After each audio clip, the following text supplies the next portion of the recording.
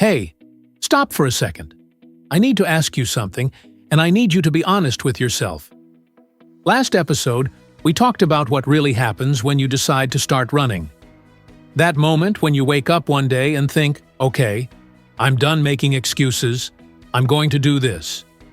And maybe you even laced up your shoes and went out. Maybe you ran a little. Maybe you felt proud. Good. That's a start. But here's the thing nobody told you after that moment. Most people who start running quit within the first 2 weeks. Not because they're lazy, not because they're not motivated enough, because they make one specific mistake, and they make it over and over again without even realizing it. And today, I'm going to tell you exactly what that mistake is, because if you don't fix it now, you won't make it to week 3. Period. If you're new here, welcome. This channel is about the real journey of running, not the Instagram version, not the highlights, not the I ran a marathon and it changed my life story. The actual, messy, sometimes painful, sometimes embarrassing truth of going from zero to something real. We're building this together, episode by episode. Subscribe if you want to follow the whole thing, because what's coming in the next few videos is stuff most people find out the hard way. You don't have to. Now, drop a comment before you even finish this video. Tell me, have you already tried to start running before and quit? Be honest. Nobody's judging. I actually want to know, because I'm going to talk about exactly why that probably happened. And you might recognize yourself in this. Let's get into it. The mistake. The one that kills more running journeys than any injury, any bad weather, any busy schedule. You ready? You go too hard, too fast, too soon. That's it. That's the whole thing. Sounds almost too simple, right? Like, okay, cool, thanks, tell me something I didn't know. But wait, because I promise you, even if you've heard this before, you haven't really heard it. Not in the way that's going to actually change what you do tomorrow morning. Here's what happens. You decide to start running. You're motivated. You feel it in your chest, that energy, that I'm really going to do this time feeling. You go outside. The first 100 meters feel amazing. The air, the movement, your legs carrying you, it feels great. You feel like a runner. And then something kicks in. Call it ego. Call it enthusiasm. Call it whatever you want. But you think, I can go faster. I can go further. I can push through this. And you do. You push. You run until your lungs are on fire and your legs feel like concrete. You stop, bent over, gasping, and you think, okay, that was brutal. But that means it worked. That means I'm making progress. Here's the truth. You just set yourself up to quit. Because the next morning, your body is wrecked. Your knees hurt. Your shins feel weird. Every muscle in your legs is screaming. And your brain, which is always looking for a reason to go back to comfort. Your brain says, see, this is too much. This isn't for you. Maybe next week. And you listen. Because it hurts. Because it feels like your body is rejecting running itself. Like maybe you're just not built for it. But that's a lie. And here's what nobody tells you at that moment. Your body didn't fail you. You failed your body. You asked it to do something it wasn't ready for, and it responded exactly the way it was supposed to. Think about that. Now, let me show you what this looks like in real life, because I want you to picture this clearly. Imagine someone, let's call him Mike. Mike is 34 years old. He's been meaning to get in shape for 2 years. He finally decides to start running. He goes out on a Monday with everything he's got. He runs 2 miles straight, way faster than he should, because slowing down feels like giving up. He gets home sweaty and proud. Posts about it. Goes to sleep. Tuesday morning, Mike can barely walk down the stairs. His calves are seized up. His lower back is tight. His shins feel like someone hit them with a bat. He tells himself he'll rest Tuesday and go again Wednesday. Wednesday comes, and he still hurts. He rests Wednesday too. By Friday, the motivation has faded. The pain became the story. And Mike doesn't go back out. Not that week. Not the next one either. Sound familiar?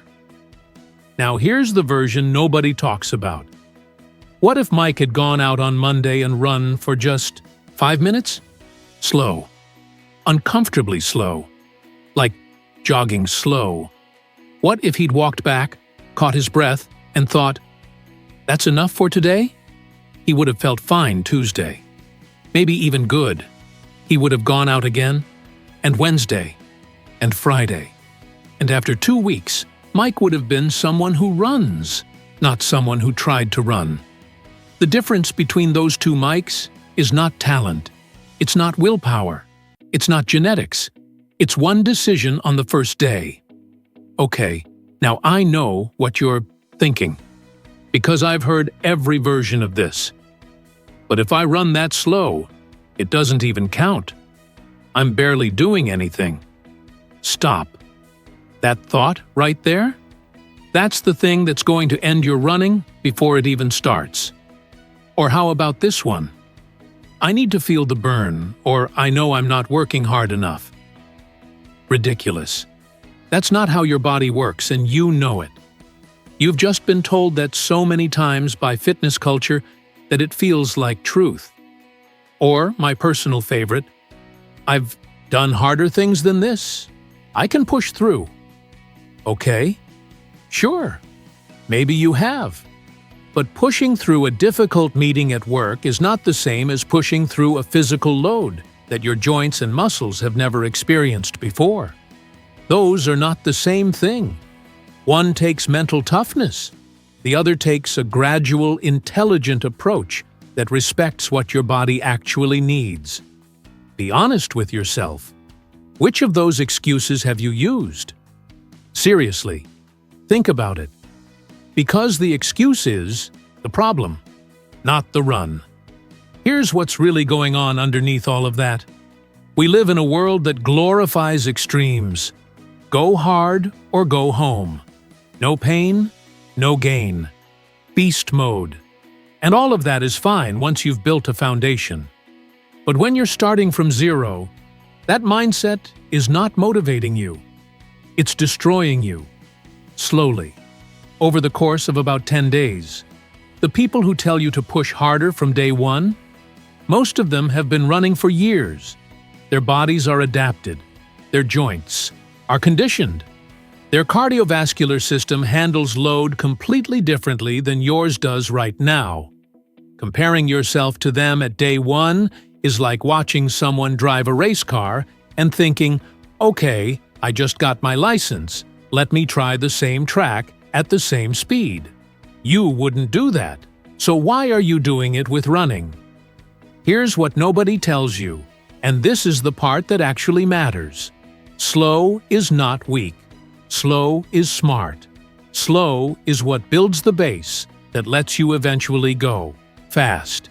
Every single runner who now looks effortless, the ones gliding through the park like it's nothing, every single one of them went through a period of going painfully slow, of feeling like they were barely moving, of feeling almost embarrassed by how little they were doing. And the ones who stayed humble about it, who didn't let their ego push them into doing too much too soon, those are the ones who are still running. The ones who went hard from day one, most of them quit before month 2. So here's the actual solution. Not complicated. No special program. No app. Just this. When you go out to run, go slower than you think you should. If you're breathing so hard you can't say a short sentence out loud, you're going too fast. That's your real-time guide. If you can talk, short, simple phrases, you're in the right zone. It will feel almost too easy. That's fine. That's the point. You're not training your ego, you're training your body. Go out for time, not distance. 10 minutes. 12 minutes. Doesn't matter how far you go. Forget the map. Forget the pace tracker for now. Just move for the time and come back. Do that 3 times a week. And when it starts feeling genuinely easy, not just comfortable but easy, then you add a little more. Not a lot. A little. And here's the piece that might be the most important thing in this entire video.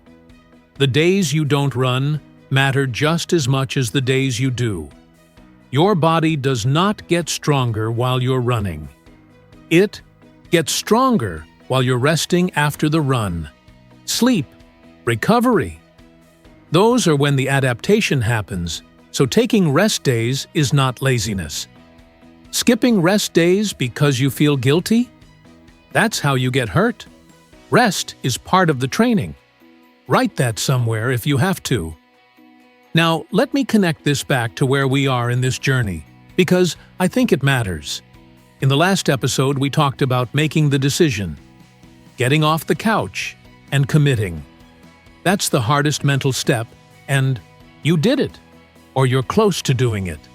This episode is about what comes right after that, the moment when the decision meets reality, when you're out there and your body is talking to you, and you have to decide whether to listen or bulldoze through it. And if you get this right, if you actually apply what I just told you, not just nod at it while you watch and then go out tomorrow and sprint, your whole experience of starting to run changes. Instead of dread and pain, you start feeling something else. Something that surprised me when I first felt it. This quiet pull. This feeling of wanting to go back out. Not because you have to, but because you actually want to. That feeling? That's when running stops being a punishment and starts being something else. Something real. But you can only get there if you survive the beginning. And most people don't. Not because running is hard. Because they make this one mistake, and they never understand why their body fought back so hard. Now, I want you to think about something before you move on. How many times have you started something new and quit within the first few weeks? Not just running, anything. The gym, a diet, learning something. And I'm not saying that to make you feel bad. I'm asking because there's usually a pattern underneath all of those quits. And more often than not, the pattern is this. You went in expecting results before your body or your mind was ready to produce them. And when the results didn't match the effort, you stopped. Running reveals this pattern faster than almost anything else.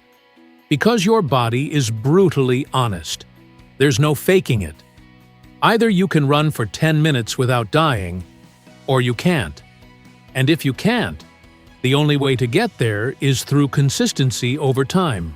Not through one heroic effort, not through one perfect morning, through showing up slowly, repeatedly, even when it feels stupid how slow you're going. This is the part of the story that doesn't make the highlight reel. But it's the part that determines everything. So let me leave you with this. If you're starting to run, or you're thinking about it, or you tried before and quit, the mistake probably wasn't that you're not a runner. The mistake was that you ran like you were already a runner before you built the body of one. You borrowed from future fitness you hadn't built yet, and your body sent you the bill. The good news? You can fix this starting tomorrow. Go out slow. Stay slow. Come back feeling like you could have done more. Do it again in 2 days. That's it. That's the whole secret. And I know it sounds too simple. That's because the truth usually is. Stop waiting for the perfect conditions. Stop waiting to feel motivated enough. Stop waiting for the version of yourself that's already fit to show up. Go out as the version of you that exists right now, and let that version improve slowly, honestly, without shortcuts. That's the only way forward. Now, here's what's coming next. And I'm not going to let you scroll past this, because in the next episode, I'm going to tell you something that stopped me cold when it first happened to me.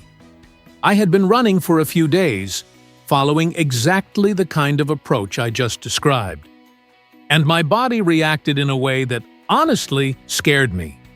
Not pain, not injury, something else, something I did not see coming. And the crazy part? It's completely normal. But if you don't know what it is, you're going to think something is wrong with you. You're going to think you need to stop. And stopping right then, at that exact moment, is the worst possible thing you could do. So do not miss that episode. Because what happens to your body in the first week of running really happens physically is something they never explain in any beginner guide.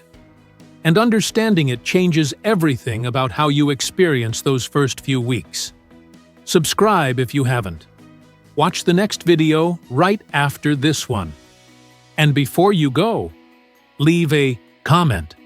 Tell me, what's the biggest thing that stopped you from running before? Was it the pain? The exhaustion? The feeling that you're just not built for it? Tell me, because I read every single one. And I promise you, whatever your answer is, you're not alone in it.